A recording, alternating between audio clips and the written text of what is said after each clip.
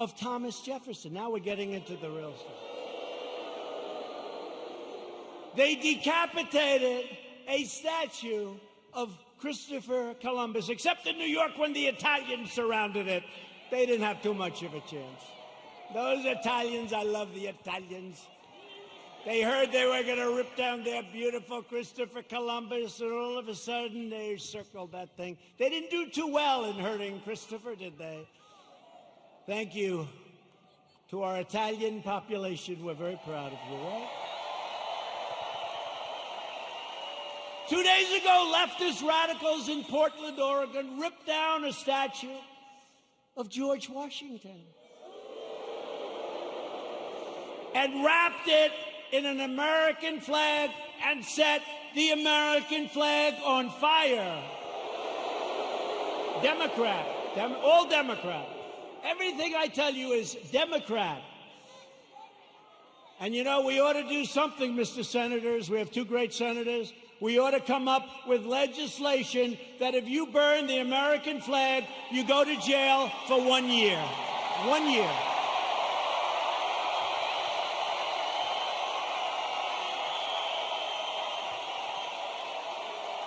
Jim and James.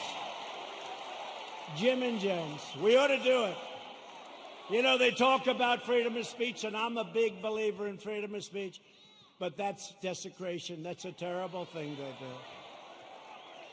We used to have things. We don't have them anymore because we want to be so open, so everything, and look what happens. We should have legislation that if somebody wants to burn the American flag and stomp on it, but just burn it, they go to jail for 1 year, okay?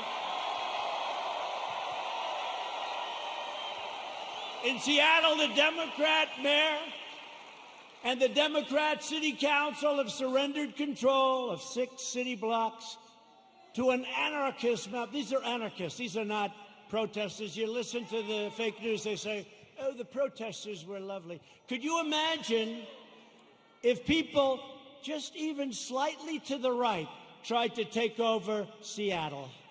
They'd have machine guns out to get them. But these people can take over the city. Look at what they've done to business people that have spent years and years building their business, and now they're wiped out. Take it away. Governor Inslee ought to get his act together. Get in there. I'll help you. I'll do whatever you want. I'm waiting for a call. I would love to do it.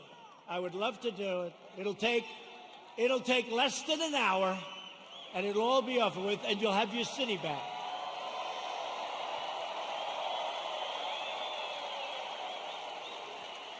And yet Biden remains silent in his basement in the face of this brutal assault on our nation and the values of our nation. Joe Biden has surrendered to his party and to the left-wing mob. He has no control. Does anybody honestly think he controls these radical maniacs? You know what he says to his wife when he's not confusing her with his sister? Get me the hell out of here. These people are crazy. That's what he says. He has absolutely no control. You know, a lot of times I'll make like a speech, and I'll have this beautiful paragraph come out criticizing every little aspect of the speech. Beautiful, brilliant. But Joe didn't. And it'll say, a comment from Joe Biden. But he didn't say it. Professional people, great students in English lit, people that are very smart say it. Joe Biden said, and they'll go into this highly complex paragraph, beautifully worded, and I say, Joe didn't say that. Joe doesn't even understand it.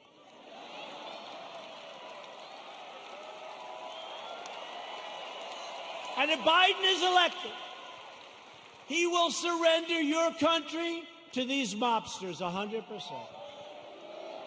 Your 401ks, by the way, look at how we're doing in the stock market. Just set another record with NASDAQ.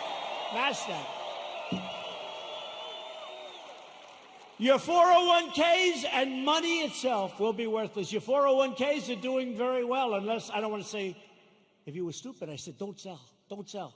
It went down. But we got it back up.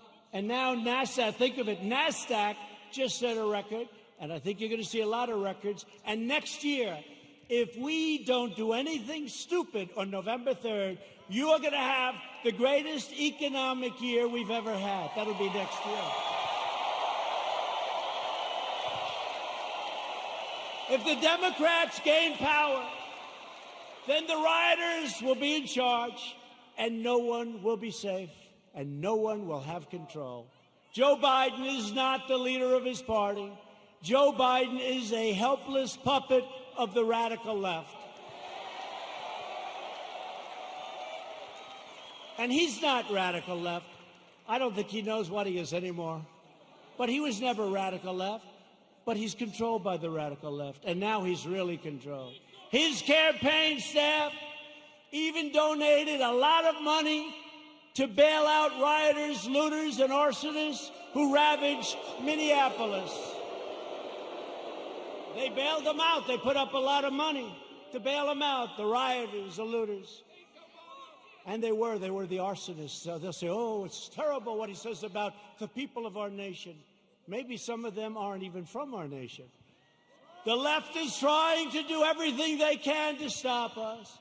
Every hour of every day, including even violence and mayhem, they'll do anything they can to stop us. Look what happened tonight. Look at what happened tonight. Law enforcement said, sir, they can't be outside. It's too dangerous. We had a bunch of maniacs come and sort of attack our city. The mayor and the governor did a great job, but they were very violent people.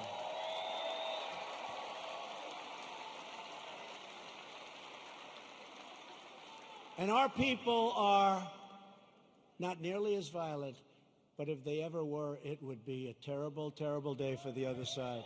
Because I know our people. I know our people. But we will never submit to their threats, and we will never let them destroy our nation. What they did tonight, I saw it on television coming in on Air Force One. One thing about Air Force One, we got plenty of televisions. We have televisions in closets. You open up the closet, got a television. We got a lot of televisions. It's a great plane, great everything. By the way, we ordered new ones. No president wanted to do it. They thought it was luxury. I said, wait a minute. Air Force One is 31 years old. People don't realize that. So I said, they gave me a chart very early in my administration, like, how about the first week? Sir, would you sign for this plane? Now, it's actually two planes. Would you sign for this plane?